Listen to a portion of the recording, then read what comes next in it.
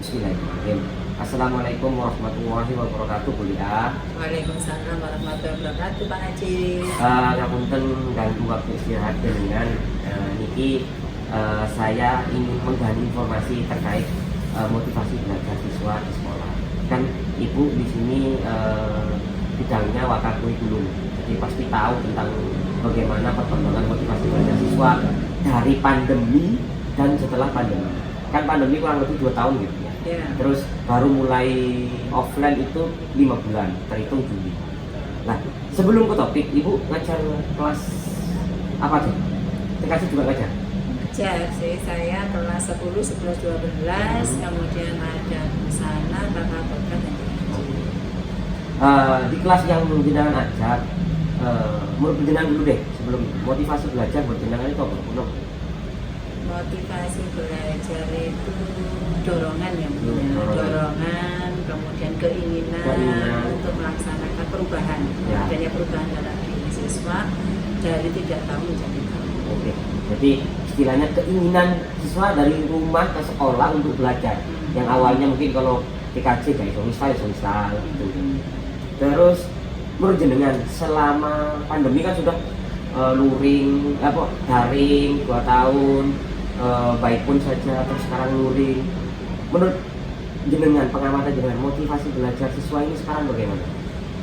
Ya kalau saya amati ya, saya amati anak-anak ini karena terlalu lama rebahan di rumah, yang sebelumnya itu dia bisa belajar dengan leha-leha, maksudnya dia bisa belajar santai, yang tidur, kemudian sekarang ini harus luring, ketemu dengan guru, sehingga untuk mengadaptasikan perubahan itu kan masih sulit.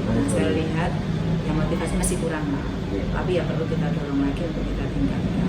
Dan saya kan guru, salah satu tugas guru adalah untuk meningkatkan motivasi.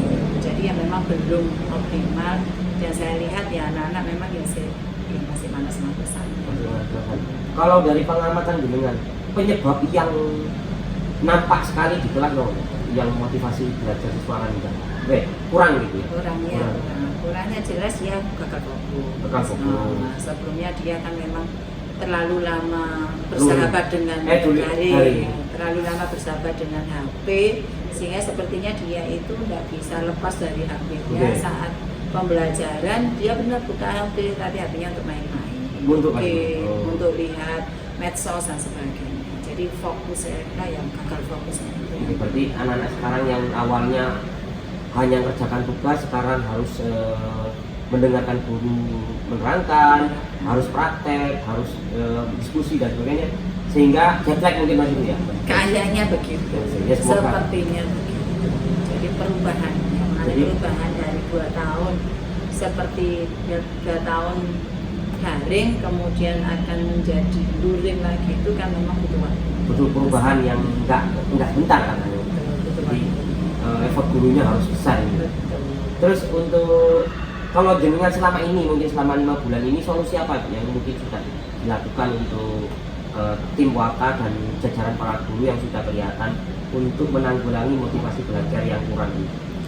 Yang pertama mungkin ya memberi motivasi ya. Salah satu wujud motivasinya itu bisa jadi saat awal pembelajaran diberikan game lah. Game yang berkaitan dengan pelajaran. Ya jelas. Game untuk memberikan itu awal pembelajaran biar fokus, mengarahkan anak biar fokus. Kemudian yang kedua mungkin mode-mode pembelajaran. Sekarang ini kan sudah bukan zamannya lagi guru sebagai pusatnya. Jadi dirubah menjadi siswa sebagai subjek atau student center pembelajaran itu, sehingga mode-mode pembelajarannya variatif. Itu saya kira bisa meningkatkan walaupun tidak terlalu banyak. Kemudian pembelajaran yang kooperatif, jadi maksudnya dibuatlah anak berkelompok, kemudian berbasis diskusi kelompok, kemudian berbasis proyek. Kemudian kita tidak menganggap siswa itu adalah wadah kosong, tapi dia itu kita anggap sudah membawa bekal, dan itu perlu kita memotivasi, kita sebagai fasilitasi. Matur nuwun Bu untuk penjelasannya. Ini juga lanjut tentang literasi. Nah, kan ada kaitannya juga dengan literasi sekolah juga, di mana saya mengangkat masalah itu, identifikasi masalahnya adalah kurangnya literasi anak-anak pada pelajaran. Biasanya kan saya pribadi di kelas itu biasanya anak-anak kalau dikasih modul gak diwoco, gak dibaca, lebih memilih tanya langsung sama guru. Kalau dari pengamatan jenengan masalah literasi anak-anak gimana? Kebetulan saya matematika ya. Ya. Matematika. Literasi siswa yang jelas gak kurang. Ya menurun, Menurun, ya? yang jelas menurun karena itu tadi anak-anak itu ketika melihat HP, kemudian media sosial itu kan pengennya bersenang-senang, main-main. Okay. Nah, tapi kalau saya buat kemudian saya arahkan ternyata di media sosial itu kan juga banyak pembelajaran matematika. Oh, gitu.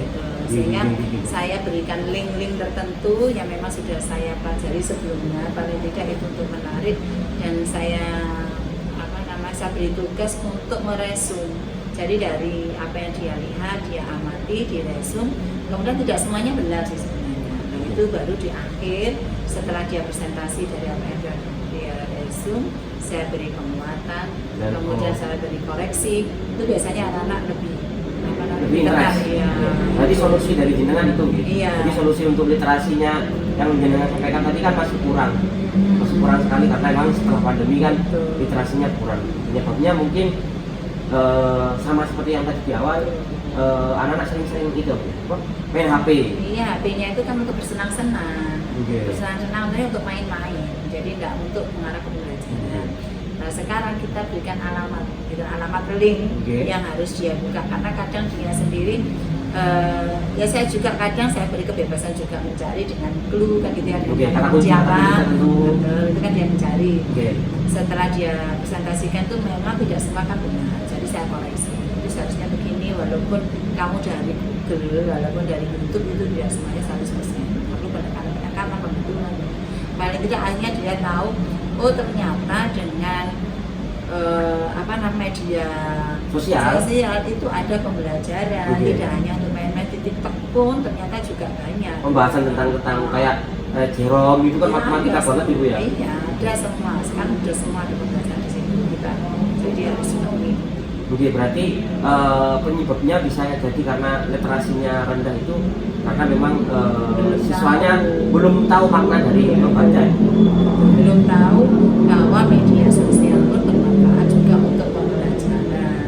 Dia juga belum tahu ada kata-kata kunci dalam pembelajaran itu yang bisa dituliskan di sana dan ada ilmu di situ.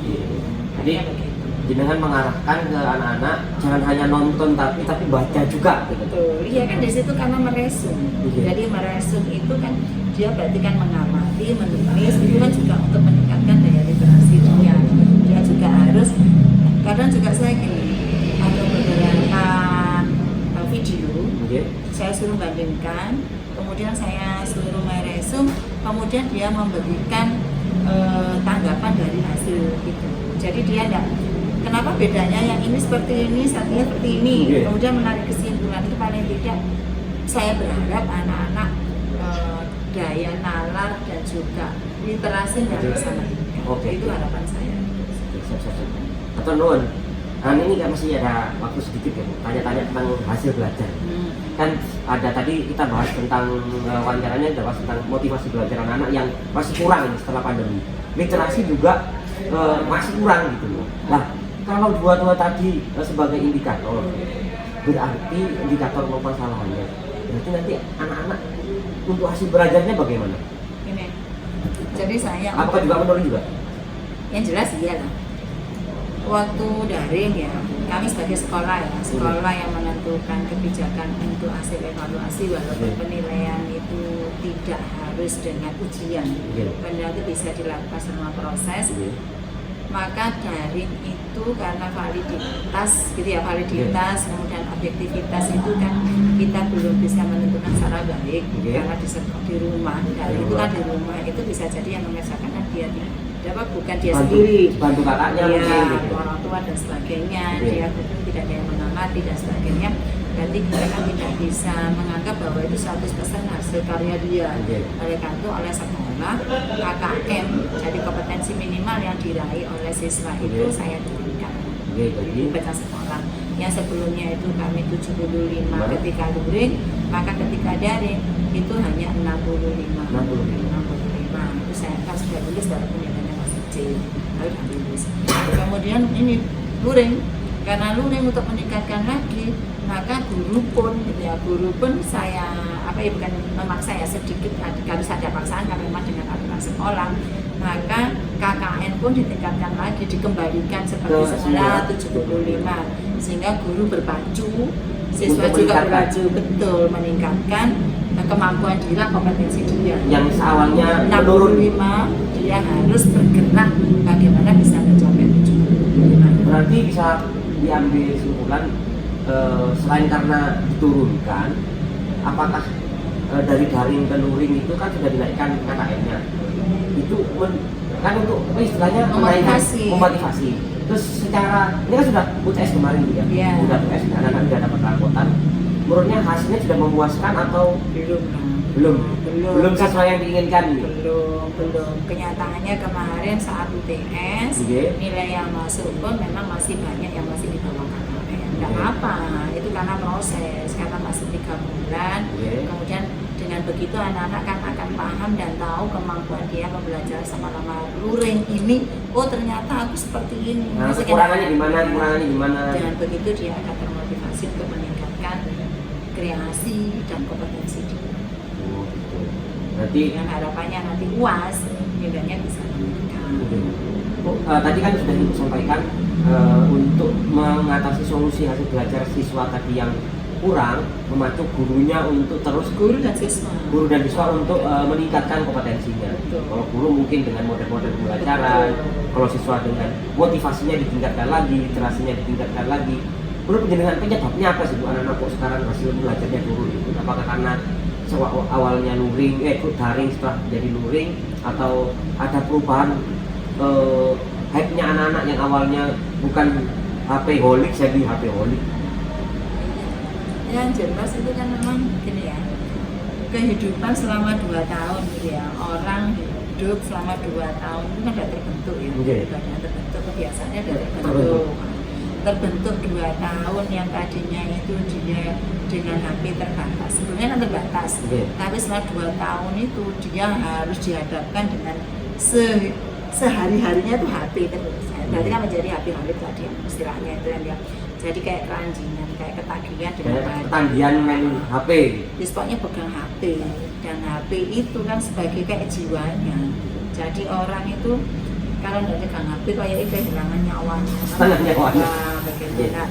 Jadi ketika sekarang ini kembali luring, kan kebiasaan itu masih ada. Ketika di kelas pun itu sosialisasi dengan teman, dengan guru pun itu juga berkurang. Dia harus lebih senang lihat HP-nya, hidup sendiri dengan HP-nya daripada dia bersosialisasi mengembangkan dirinya dan sebagainya. Nah, itu butuh waktu. Aja itu butuh waktu. Nggak bisa seperti kita membalik tangan untuk suatu perubahan. Sehingga untuk mengurangi, tadi kan dia mengurangi kebiasaan dia dari HP istilahnya, menjadi kebiasaan untuk normal lagi, belajar normal lagi, maka ada kita sekarang membuat berbasis project. Nah, itu karena SMK kan harus berbasis project. Nah, dengan project itu dia akan penelitian, kegiatan dan sebagainya itu kan bisa mengurangi dari HP-nya itu untuk berkarya, untuk menghasilkan sesuatu. Kan project kan berarti kan ada hasil, ada karya.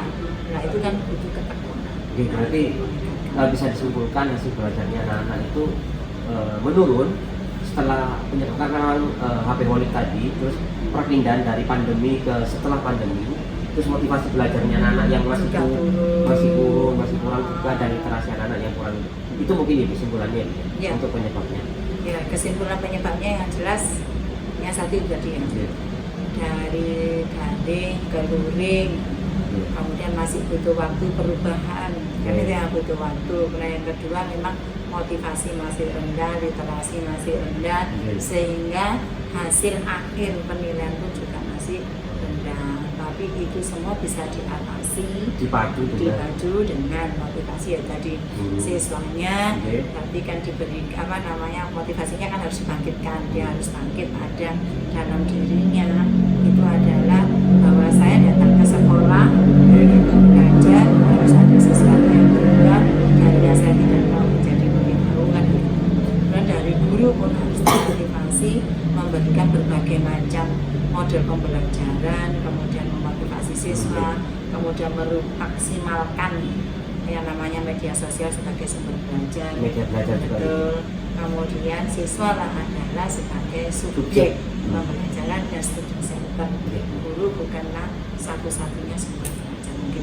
Oke, siap Bu, matur nuwun. Ini sudah ada 3 identifikasi masalah yang dibahas. Matur nuwun untuk datanya, nanti mungkin saya olah informasi dari sebagai pendukung atas identifikasi masalah yang saya ambil. Matur nuwun, saya tutup. Sukses.